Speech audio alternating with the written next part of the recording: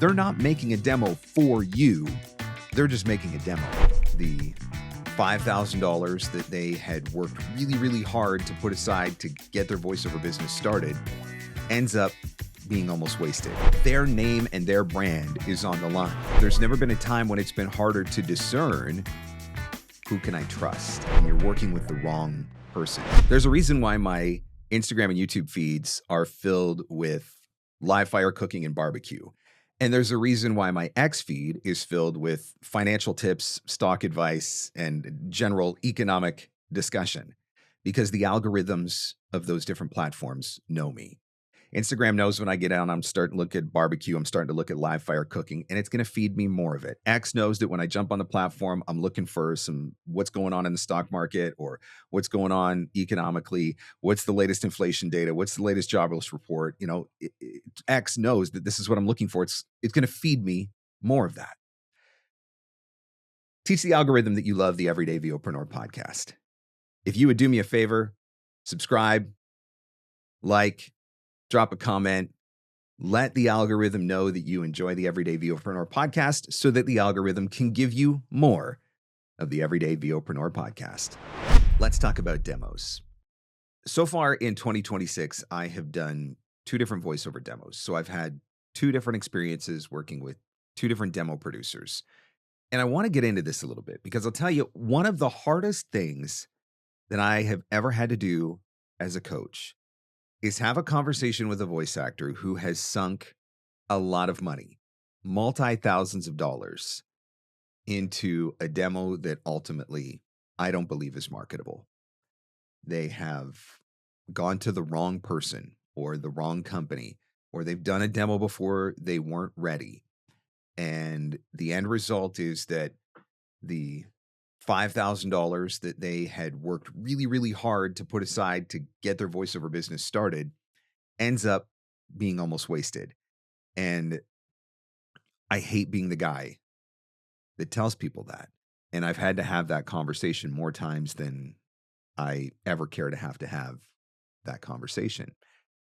And so what I want to talk about today are some of the things that you need to be looking for in order to make better decisions about who you're going to work with on your demo. One of the beauties of the internet is that it gives us access to just an abundance of information and access to people that we may not have otherwise had access to in the past. And so I can go back to the very, very early days of my voiceover career. There wasn't nearly the number of resources online to try to figure out who's good or who's not good or who should I work with or who shouldn't I work with. And so there was a lot of trial and error involved at that time. Now there are more resources that help us, but at the same time, the internet has also made it even easier for predatory coaches and predatory producers to build a following, build a name for themselves, build brand recognition, and draw in unsuspecting voice actors. And so there's never been a time when it's been harder to discern who can I trust. And I think that is one of the scary parts about this. And I think that's why so many people end up spending so much money on demos that they probably should have never spent money on with people that they probably never should have been working with, but they just didn't know any different. And so I want to give you a couple of things that I have picked up from my experiences working on demos in the last couple of months. And hopefully some of these will help you to make a better decision before you put out the money for your next voiceover demo. And so the first thing is this: one size does not fit all. One of the instant red flags for me is when you sign up for a program that says X number of demos and you're demo ready. And so they're building this one size fits all approach where just 6 lessons and you'll be ready for your next voiceover demo. And that's exactly what you get. You get 6 lessons and then they give you a voiceover demo, whether you're ready for it or not. And here's a misconception that I think you have to watch out for. There are 100% legitimate coaches who will sell you a package with a certain number of coaching sessions and then a demo at the end of that.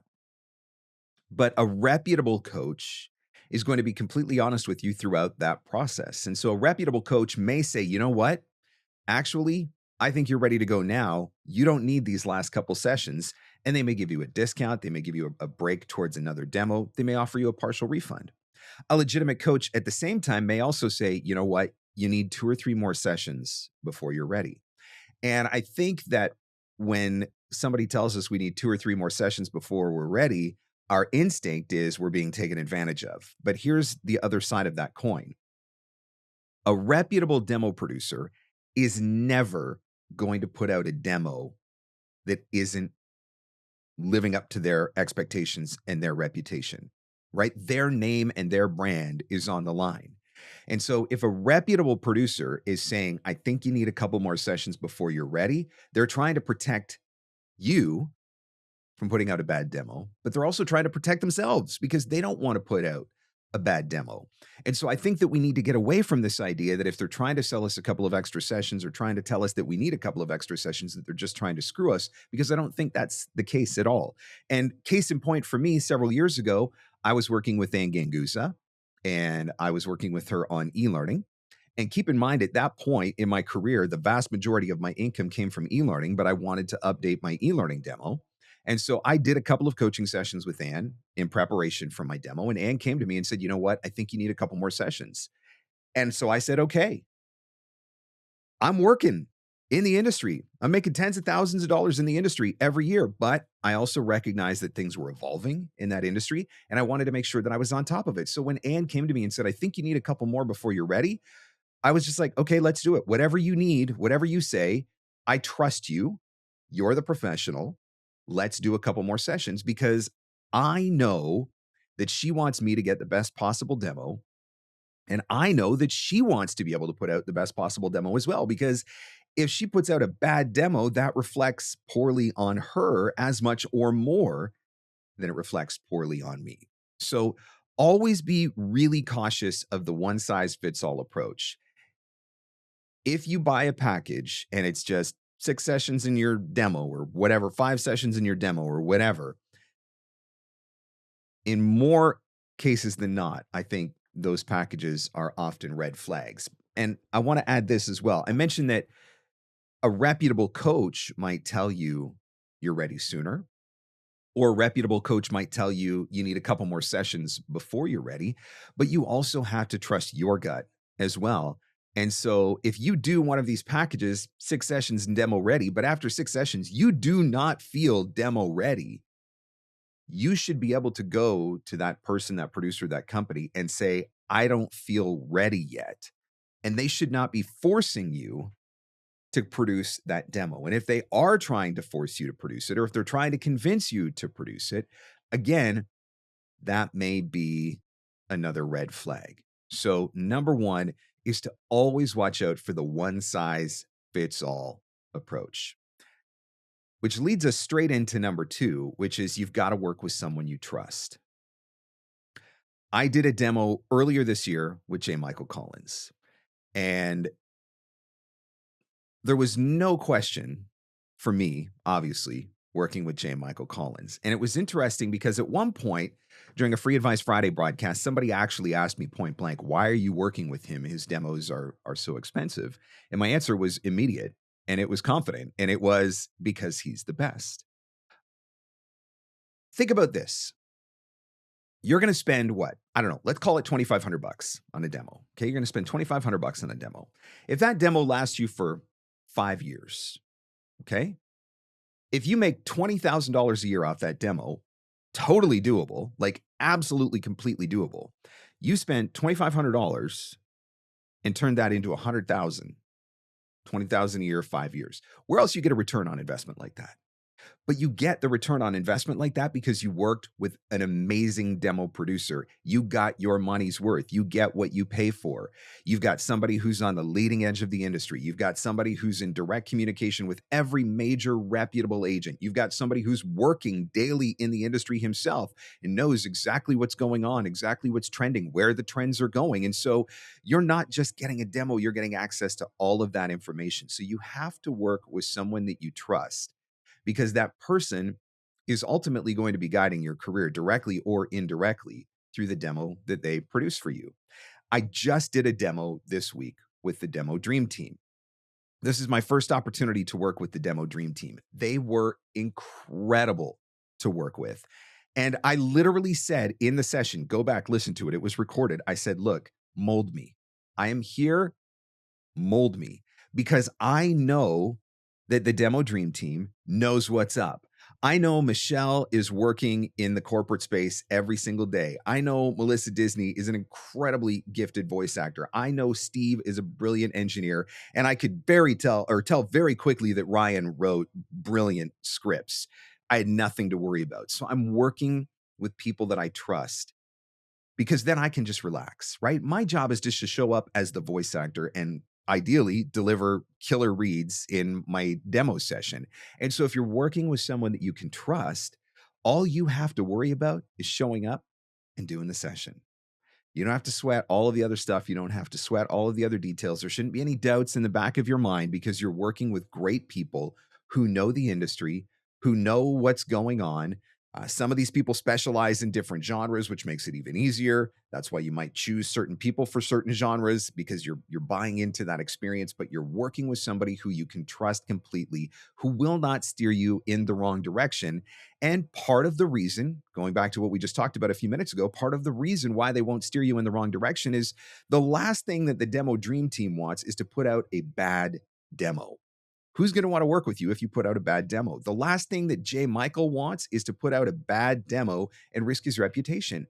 And so I know that I can trust these people implicitly to guide me through that entire process from start to finish. And in the end, I'm going to have an amazing demo that I could ideally shop around to pretty much any agent that I want to be able to shop it around to, provided that I've got the goods and I can back it up. So that's number 2 on the list, is you have to work with someone that you trust. And if you're working with someone that gives you a feeling like you're not sure, what do they say? Trust your gut, because more often than not, it's right. And so if you have that feeling, if you have any doubts at all, listen to that before you get too far down the line in the process. Don't just follow through with it because you feel like, well, I'm stuck, or I've already committed, or whatever. There's always an opportunity for you to get out. But always try to work with someone that you can trust. And if you're new to the industry, or if you're young in the industry and you're trying to figure out who some of these people are, talk to some of the veteran voice actors. Look in some of the communities that exist on Facebook or on LinkedIn and find out who people are talking about. Go to Sovis and look at the Voice Arts Awards and look at all the demo producers who are nominated for demos.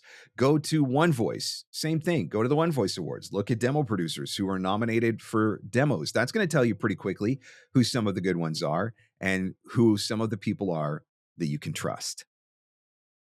Number 3 on the list is you've got to work with someone collaborative. From the very beginning, working on my commercial demo with JMC, it was a completely collaborative process. One of the very first questions that he asked me was, what are some of the sectors that you would want to, you think you want to be in? And what are some of the brands that you would like to have reflected on your demo?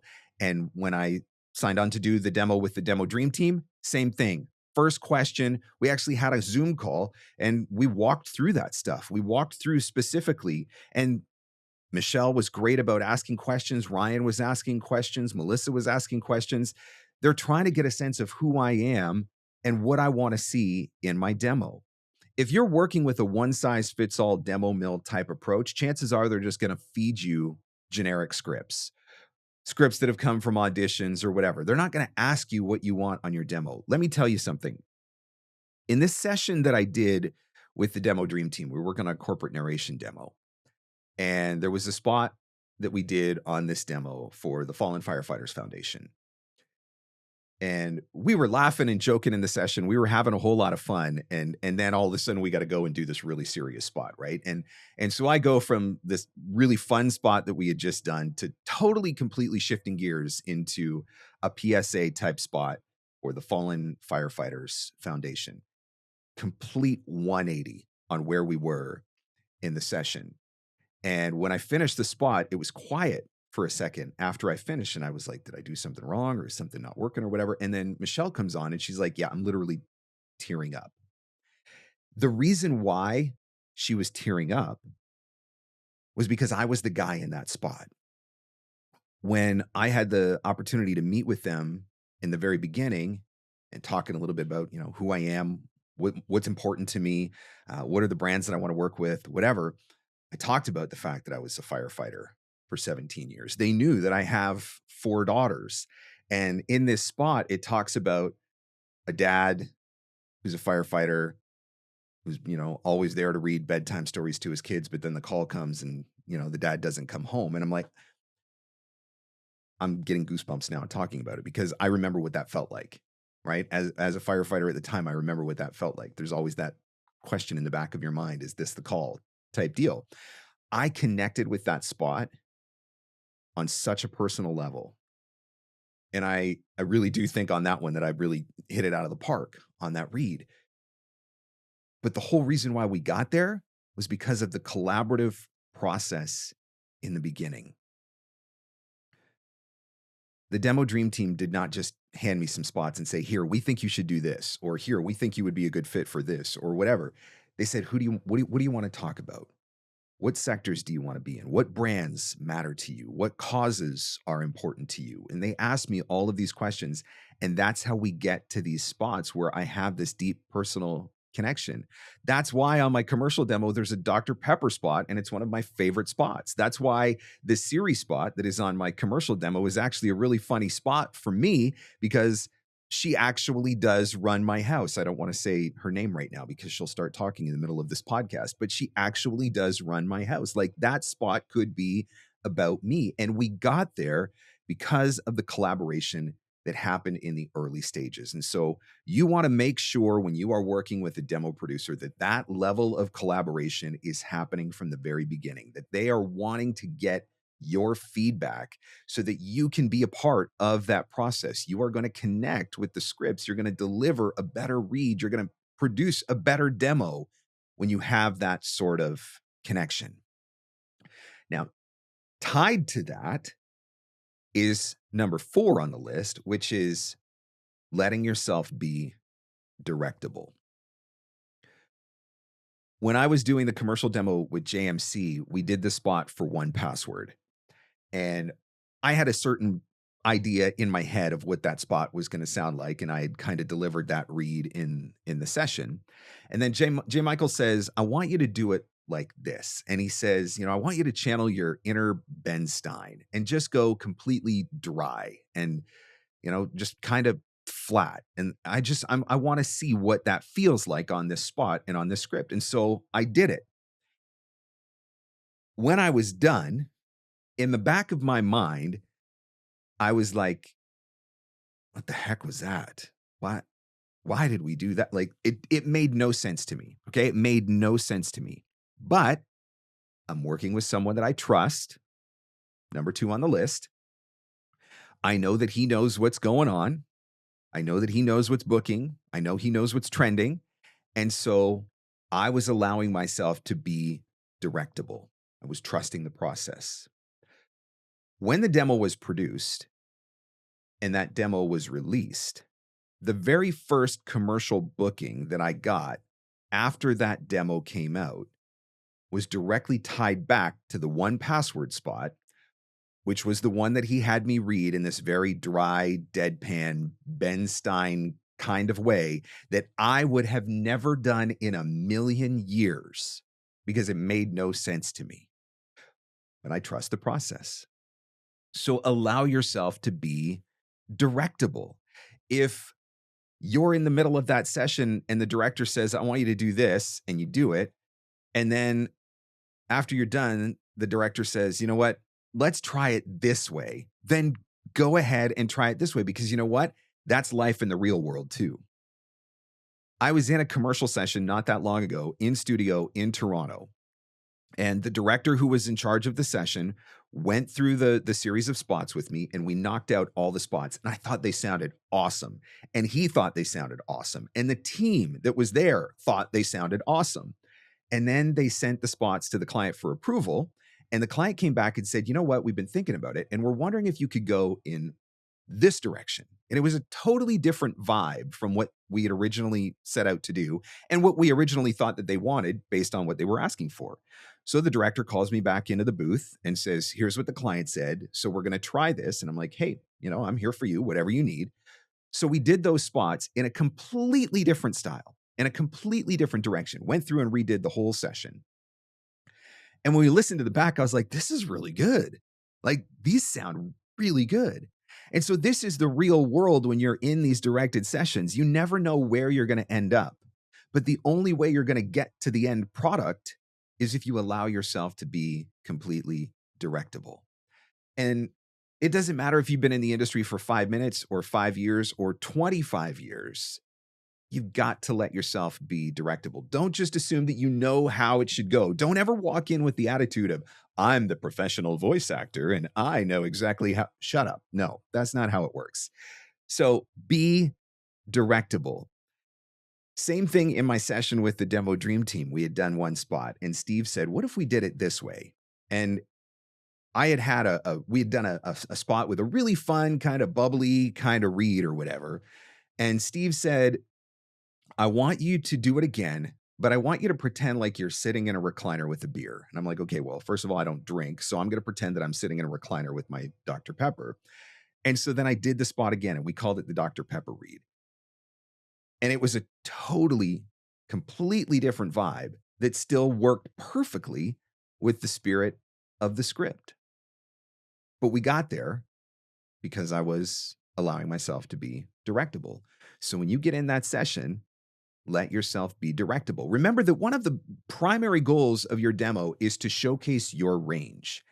You don't want 6 spots that sound exactly the same. You want 6 spots that sound completely unique. You want to be able to show 6 different styles or 6 different personalities or 6 different approaches, 6 different types of directions, whatever. So you have to allow yourself to be directable to get there. And so that's number 4 on the list. Just go in like I went in with the demo dream team. Mold me. Tell me what you want me to do. I'm here to do what you want me to do. And the 5th one, and the final one on this list, is you want to work with somebody who's going to let you have feedback. When I was doing my commercial demo with JMC, we had agreed on all of the scripts and we went into the session. Actually, there was one script before we went into the session that I didn't love. And I went back to him and I said, look, I don't love this script. He's like, okay, no problem. Let's figure it out. And so we rewrote the script, tweaked it in a totally different direction, right? So that was an opportunity for feedback and collaboration before we even got started. But then after the final demo came, I had a couple of notes and gave them to JMC. Yeah, no problem. And he goes back, makes a couple edits, sends me the thing, sign it off, check, done. But he was willing to let me give that feedback. If you're working with a demo producer who says, this is the demo, here you go, and that's it, and the communication stops, if they won't let you go back and make a revision, you're working with the wrong person. And you should never settle for that. You should never accept that. Remember, you're the paying customer. You're the one who's putting your credit card on the line here. So you deserve to have a little bit more say in that process. And so I love the fact, I know that when I was working with JMC, there was never going to be a problem. I was going to be able to have my feedback. When I did my demo with Anne a couple of years ago, no problem giving her feedback. When we were in the session with the demo dream team, we just did the recording session. So I don't have the final demo yet, but I was able to give feedback a couple of times. And I'm sure that when the final demo is sent, or when the first edit, we'll call it, is sent, I'll have an opportunity to give them feedback as well before ultimately I sign off on it. Because it should be, going back to number 3, a collaborative process, not just from the beginning when you're trying to come up with the scripts, but before you get that final sign off as well. Your demo is really probably your number 1 marketing tool. It's probably one of the most important things that you have to work with. You've got to have a great website to put it up on. You've got to have a marketing strategy to get it out there, right? You've got to have a plan for whether it's email marketing, social media marketing, whatever combination of all of those things, a strategy for agents that you're going to send it to or whatever. But it all comes back to having a great demo. It all starts with having a great demo. Don't ever settle on this process. you get what you pay for. I think that's really important to remember. You get what you pay for. And if I can spend 2,500 or 3,000 or, whatever the price of a going rate of a demo is, I'm going to say between 2 and 3,000 bucks now for a professional demo, depending on who you're working with. We'll call it between 2 and 3,000. I know that I'm going to get something in the end that is going to make me back my return on investment many X over that. No question about it. Could I go out and find somebody who could do a demo for less? Yeah, of course. Do I think it's going to be as good and that I'm going to be able to make the return on investment off of it? No, I'm not as confident. Could I go out and produce a demo myself? I mean, yeah, at this point, I probably could. Could I use Claude or ChatGPT to write a bunch of scripts? And, could I use some stock video or stock photography or stock music rather, and try to self-produce a demo? I mean, it's an option, but even at this point in my career, I don't feel confident to do something like that. Certainly not with a big major demo like a commercial demo or a corporate narration demo or any broadcast demo by any stretch of the imagination. I want to have the right tools in place so that I can set myself up with the greatest potential to succeed. And one of the best things that I've ever done over the course of my entire career in order to give myself the potential to succeed is working with the right people from the very beginning. Working with the right coaches, working with the right producers, trying to get connected to the right agents, working with the people who can guide my career in the direction that sets me up for the greatest success. If you have fallen victim to a demo mill in the past, I'm sorry. I genuinely am sorry that happened. I've said this before. One of the reasons why I started offering 15-minute consultations for free, it wasn't because I had such an overabundance of time and I just felt like I should just give all this time away. It was because I would get so incredibly frustrated with hearing stories of voice actors who got connected with the wrong people early in their career, and it cost them. It cost them financially and it cost them time because it set them back, right? It takes them another year to be able to save up money to get another demo. And that's a year that they've just lost in their career journey. And I hated hearing those stories and it made make me so angry. And so I thought if I can offer these 15-minute consultations and even catch a couple of people before they get connected to the wrong person, then that is absolutely worth 15 minutes of my time all day, every day. And so that's why I do something like this. That's why an episode like this exists. Because if you can listen to this episode, if you could take half an hour, listen to this episode, and it keeps you from making the wrong decision with the demo producer, and that saves you a couple of $1,000s in a demo that you can't even use, that isn't even marketable, and gets you instead pointed in the right direction to an investment that can create a return for you and that you are going to be able to make money off of, or that will get you signed by a great agent or will get you on a bunch of production company rosters, then it's worth it for me to sit down for 30 minutes and talk about my experience. And I've done stuff like this in the past, but it's been a few years since I did a demo. A number of years ago, I actually got in a lot of trouble because I made a list of, I called vetted demo producers, and I put that list of vetted demo producers on my website, and it actually got me in a lot of trouble with some people. Because who are you to make that list, first of all? And then obviously there were people that got left off that list, and there were people that got left off that list for a reason.